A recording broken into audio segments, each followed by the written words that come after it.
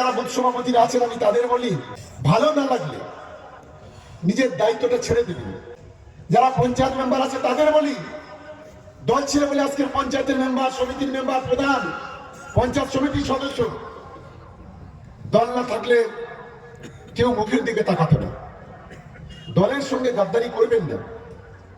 দলটাকে মাতৃস্নেহে দেখুন, সন্তান স্নেহে দেখুন, এটা আমি অনুরোধ করব। যাদের চাল নেই, চুলো নেই, তারা বড় বড় কথা বলছে। লোকের কাছে পয়সা না নিলে যাদের সংসার চলে না, তারাই আমাদের অসম্মান করছে। এটা মাথায় রাখবেন।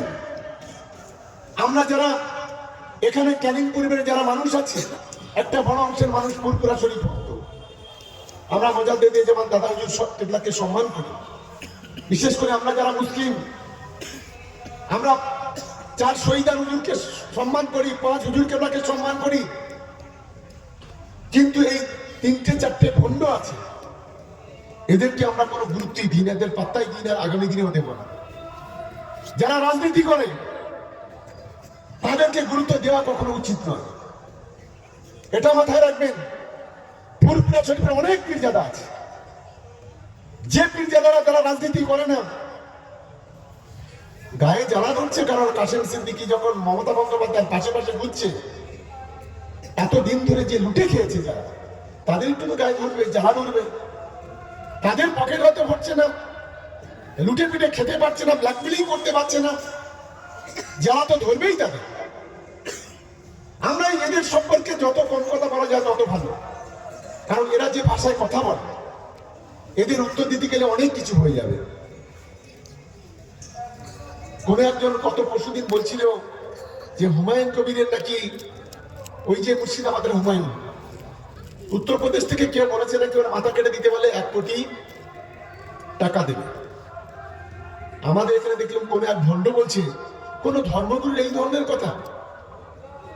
নিজে যখন বলো ওকে খুন করে দাও, নিজে যখন বলো ওর বাবার ঠিক নেই, ওর মায়ের ঠিক নেই, নিজে যখন বিভিন্ন মিথ্যা কথা বলো শয়ে শয়ে, তখন এই কথাটা তো বলেছিল না। অনুরোধ করবো সবাই বসে থাকবেন, আমাদের ছেলেরা একটু আপনাদের একটু চা বা কিছু দেবে, এখানে বসে আপনারা যে যেখানে আছেন সেখানেই বসে থাকবেন। এবং পরিশেষে শেষ কথা বলবো যে সারাগাবাদ অঞ্চল তৃণমূল কংগ্রেস আগামী কাল থেকে নতুন উৎসব উদ্দীপনা আপনারা শুরু করবেন। আর আগামী 28শে ডিসেম্বর, যেটা বলে আমি শেষ করব, আমরা 40,000 মানুষের একটা মিটিং আমরা জীবনতলা কলেজ স্টেডিয়ামে করব এবং দুপুরে খাওয়া দাওয়ার আমরা ব্যবস্থা করেছি। 40,000 মানুষকে খাওয়াবো। গোটা বাংলায় কোনো বিধানসভা যে কাজ করতে পারে না, ক্যানিং পূর্ব সেইটা করবে। এটা হচ্ছে চ্যালেঞ্জ। বেলা 10টায় আমাদের মিটিংটা শুরু হবে, বেলা 10টায়। এখন থেকে প্রত্যেকটা বুথ থেকে আমাদের দলের যারা কর্মী সমর্থক আছে তাদেরকে সঙ্গে করে নিয়ে 28 তারিখে বেলা 10টার মধ্যে জীবনতলা স্টেডিয়াম মাঠে উপস্থিত হতে হবে। আপনার সেই ধরনের প্রস্তুতি, আজকে 4 তারিখ, 5 তারিখ, আর 20-22 দিন টাইম আছে।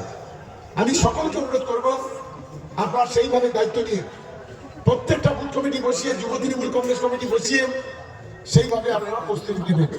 এই আশা রেখে সবাইকে ধন্যবাদ, সবাইকে অভিনন্দন, সবাইকে ভালোবাসা জানিয়ে আমার বক্তব্য আমি শেষ করছি।